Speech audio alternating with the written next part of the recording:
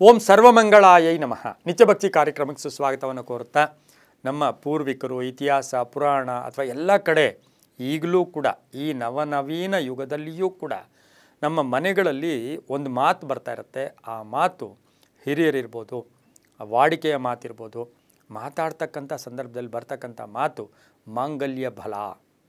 ಏನಿದು ಮಾಂಗಲ್ಯ ಬಲ? ಮಾಂಗಲ್ಯಕ್ಕೆ ಬಲ ಇರುತ್ತಾ? ಮಾಂಗಲ್ಯ ಓಡಾಡುತ್ತಾ? ಮಾಂಗಲ್ಯಕ್ಕೆ ಹೆಂಗೆ ಶಕ್ತಿ ಇರುತ್ತೆ?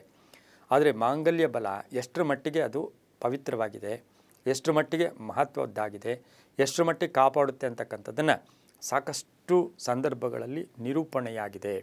ಇನ್ನು ಮಾಂಗಲ್ಯ ಬಲದ ಮಹತ್ವವನ್ನು ಮದುವೆ ಮಾಡ್ತಕ್ಕಂಥ ಸಂದರ್ಭದಲ್ಲಿ ಗಂಡು ಎಲ್ಲರ ಸಮೂಹದಲ್ಲಿ, ಬಂಧು ವರ್ಗದ ಎಲ್ಲರ ಸಮೂಹದಲ್ಲಿ ಹೆಣ್ಣಿನ ಕೊರಳಿಗೆ ಕಟ್ಟತಕ್ಕಂಥ ಆ ಒಂದು ಅರಿಶಿನ ಒಂದು ದಾರ, ಅದಕ್ಕಿರ್ತಕ್ಕಂಥ ಮಾಂಗಲ್ಯ, ಅದು ಬಂಗಾರದ್ದಾಗಿದೆಯೋ, ಅರಿಶಿನ ಕೊಂಬಾಗಿದೆಯೋ, ಏನಾಗಿದೆಯೋ, ಒಟ್ಟಿನಲ್ಲಿ ಅದು ಆ ಕೊರಳಿಗೆ ಕಟ್ತಕ್ಕಂತಹ 3 ಮುಡಿ ಹಾಕಿ ಕಟ್ತಕ್ಕಂತಹ ಸಂದರ್ಭದಲ್ಲಿ ನಾವು ಸಾಮಾನ್ಯವಾಗಿ ಆ ಮಂಗಳಸೂತ್ರ ಕಟ್ತಕ್ಕಂಥ ಸಂದರ್ಭದಲ್ಲಿ ಎಲ್ಲರೂ ಒಂದು ಮಂತ್ರ ಕೇಳಿರ್ತೀರ. ಅದು ಮಾಂಗಲ್ಯಂ ತಂತುನಾನೇನ, ಮಾಂಗಲ್ಯಂ ತಂತುನಾನೇನ ಮಮ ಜೀವನ ಹೇತುನ ಕಂಠೆ ಬಧ್ನಾಮಿ ಸುಬಗೆ ತ್ವಂ ಜೀವ ಶರದಾಂಶತಂ ಅಂತಕ್ಕಂತಹ ಮಂತ್ರದ ಮುಖೇನ ಆ ಒಂದು ಹೆಣ್ಣಿಗೆ 3 ಮುಡಿ ಹಾಕಿ ಗಂಡು ತಾಳಿಯನ್ನು ಕಟ್ತಾನೆ.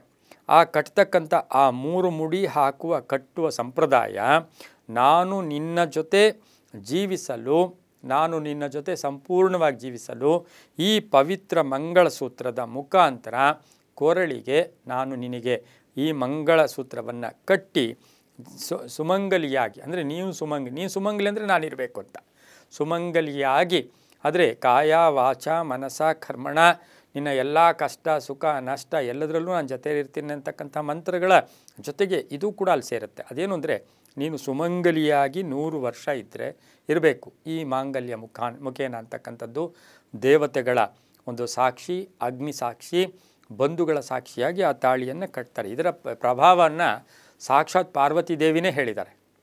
ಯಾಕೆಂದರೆ ಎಷ್ಟೋ ಸರಿ ಒಬ್ಬ ವ್ಯಕ್ತಿ ಆಕ್ಸಿಡೆಂಟಾಗಿ ಪ್ರಾಣ ಉಳ್ಕೊಂಡು ಆಚೆಗೆ ಬಂತ ಅಂದರೆ ಅಲ್ಲಿ ಅಂತಾರೆ, ಈ ತಾಯಿಯ ಮಾಂಗಲ್ಯ ಬಲ ಚೆನ್ನಾಗಿತ್ತಪ್ಪ. ಹಾಸ್ಪಿಟ್ಲಲ್ಲಿ ಗಂಡ ಹೆಂಡ್ತಿ ಇದ್ದಾಗ, ಗಂಡ ಬೆಡ್ಡಲ್ಲಿದ್ದಾಗ ಅಲ್ಲಿರೋರು ಯಾರೋ ಹೇಳ್ತಾರೆ, ಅಮ್ಮ ನಿನ್ನ ಮಾಂಗಲ್ಯ ಬಲ ಗಟ್ಟಿಯಾಗಿತ್ತಮ್ಮ, ಸರ್ಜರಿ ಆದರೂ ಉಳ್ಕೊಂಡ, ಆಕ್ಸಿಡೆಂಟ್ ಆದರೂ ಉಳ್ಕೊಂಡ ಆ ಮಾಂಗಲ್ಯ. ಅದಕ್ಕೆ ಪಾರ್ವತಿ ದೇವಿ ಹೇಳ್ತಾರೆ, ಸಮುದ್ರ ಮಥನ ಕಾಲದಲ್ಲಿ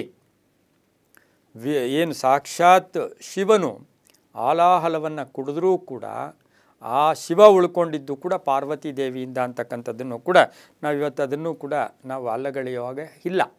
ಇದು ಒಂದು ನಿದರ್ಶನ. ಇದೇ ರೀತಿ ಆ ಮಾಂಗಲ್ಯಕ್ಕೆ ಅಷ್ಟು ಬಲ ಇರುತ್ತೆ. ಹಾಗಾಗಿ ಅದನ್ನು ಧರಿಸಿರ್ತಕ್ಕಂಥ ಹೆಣ್ಣಿಗೆ ಗೌರವ ಕೊಟ್ಟಾಗ, ಆ ಮಾಂಗಲ್ಯಕ್ಕೂ ಗೌರವ ಕೊಟ್ಟಾಗ, ಆ ಹೆಣ್ಣನ್ನು ಚೆನ್ನಾಗಿ ನೋಡಿಕೊಂಡಾಗ ಆ ಕಟ್ಟಿರ್ತಕ್ಕಂಥ ತಾಳಿ ಕಟ್ಟಿರ್ತಕ್ಕಂಥ ಗಂಡಿಗೆ ಒಂದು ಅರ್ಧ ಅದೃಷ್ಟ ಅದರಿಂದನೇ ಬರುತ್ತೆ. ಇವೆಲ್ಲವೂ ಕೂಡ ನಂಬಿಕೆಯ ಆಧಾರದಲ್ಲಿ ಅಂತ ಹೇಳ್ತಾ, ಸರ್ವೇ ಜನ ಸುಖಿನೋ ಭವಂತು, ಸಮಸ್ತ ಸನ್ಮಂಗಳಾನಿ ಭವಂತು.